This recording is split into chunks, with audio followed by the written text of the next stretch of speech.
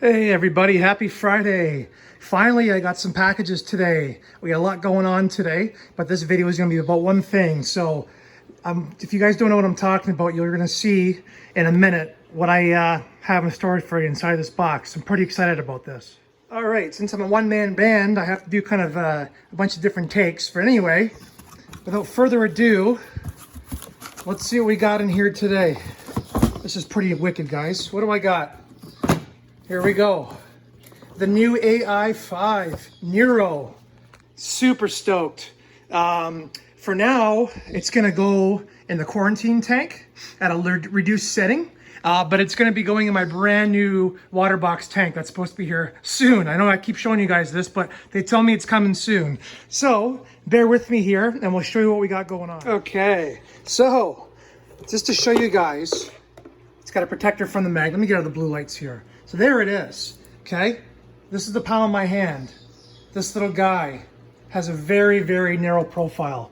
Now, if I take it, and I can show you right here, it's actually thinner than this Fluval pump.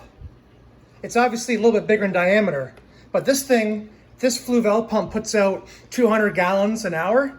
This guy puts out 3,000 gallons an hour, plus it's fully cell phone controllable, pulse, random, straight action, nighttime settings, you name it, all set up with the AI app, which is gonna be great because I have two AI Prime HDs that are gonna be my new tank there. And then of course I've got an AI Prime here. So this is the other good thing about this is I waited a little while for some bugs to be fixed. This guy comes with the fish guard. This is a must. Many people have actually had fish pass away and get sucked into this thing. So you definitely want to have this. And we're going to experiment with speeds, obviously, because we do have some smaller fish that like to swim around the tank. So also it comes with some tie wrap stuff, some different adapters, depending on where you live in the world, which is okay with me, I guess, and a decent cord. And I know a lot of people are bored with unboxings, but anyway, that's the unboxing. There's the little controller right there, which I'm not going to use. I'm actually going to use my cell phone for all this. And and just to show you guys what else came today, my new Inkbird for the new tanks here. It's going to do 2 heaters. And I also, even though I'm Canadian, guys, look what I got. Another bottle of Copper Safe. And I'm going to do a video on how to acquire certain chemicals for your fish later day. Anyway, let's get back to it and let's show you guys how this Jesus, it's Friday, how this pump is going to work, and we'll talk about quality and how easy it is to set up, so bear with me. Okay, so it's easy to install. The cord is massively long. It's huge. Between the two pieces, I don't know, there's probably 20 feet of cord, which is the same as the AA Prime Lite, which is really good. So, as you can see, from a side view, even with a wire, I mean, I haven't even done anything with the wire yet. This is just a quarantine tank, okay? But I can just do this. Watch this. I run the wire right there. You don't even see it. I mean, you can see it at the back, but like I said, it's a quarantine tank, okay? We're not trying to hide anything right now. So it automatically comes on at 75% constant speed, which is crazy, okay? So this tank, all it has is 360 gallons an hour of these bio wheels that are spinning. So, and that flow is just coming towards us right now. I don't know if I showed you an earlier part of the video. This tank bottom was perfectly spotless and clean. As soon as I turned on this pump, all you can see is uneaten food, detritus, poop, algae from the nori I fed the guys earlier. It's all over the tank. That's crazy how much flow is in this tank right now. So what I have it set at is it's on variable random flow to simulate a reef. So it goes up and down and up and down and up and down. And I set that at only 50%. That's still a lot of flow. I might have to go less. And then the low flow is 25%. And I have that running from 9 in the morning until 9 at night, which is to kind of simulate more of when the trade winds and everything kick up in the ocean. And then at nighttime, it's on constant speed, but 20%. So very gentle. I might even go gentler, just because this is only a 30-gallon tank. And what this pump is going to go in eventually is my 66-gallon, which is going to be 4 feet. So you can see from this side, it actually has a really good look to it. It's very slim. I think the slim part of it and how much water it moves is absolutely crazy. So if we step back, I know there's a little thermometer in the way, but as you can tell, it's barely an eyesore in there, which is pretty impressive. And then from this angle, there's that beautiful blue propeller that everybody hates. But look you can see what it's doing to the, see the bubbles from the filter? You can see how much random flow there is going on there, which is really good. But what's funny is, these fish didn't know what was coming. These chromis now, they're all like, what the heck's going on?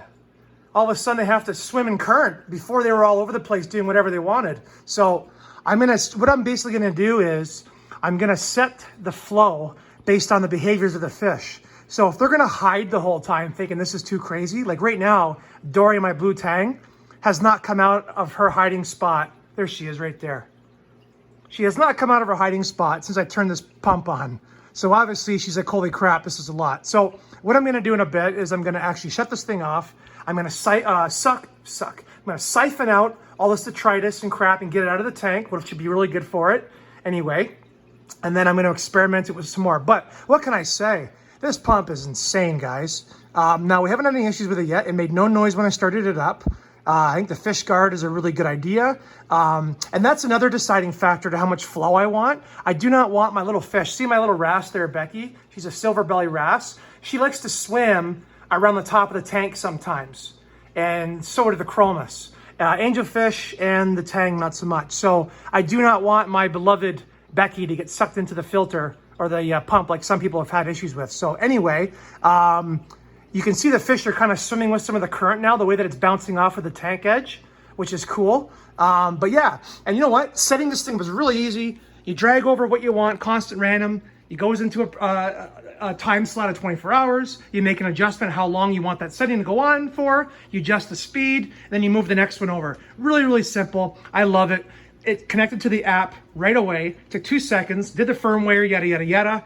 Beautiful. Absolutely beautiful. This is how it's supposed to be. And I might actually buy a second one of these when I get my 66-gallon tank coming soon. And I can have a random water. You can control the mother and parent to go back and forth and actually create an actual back and forth motion like the ocean.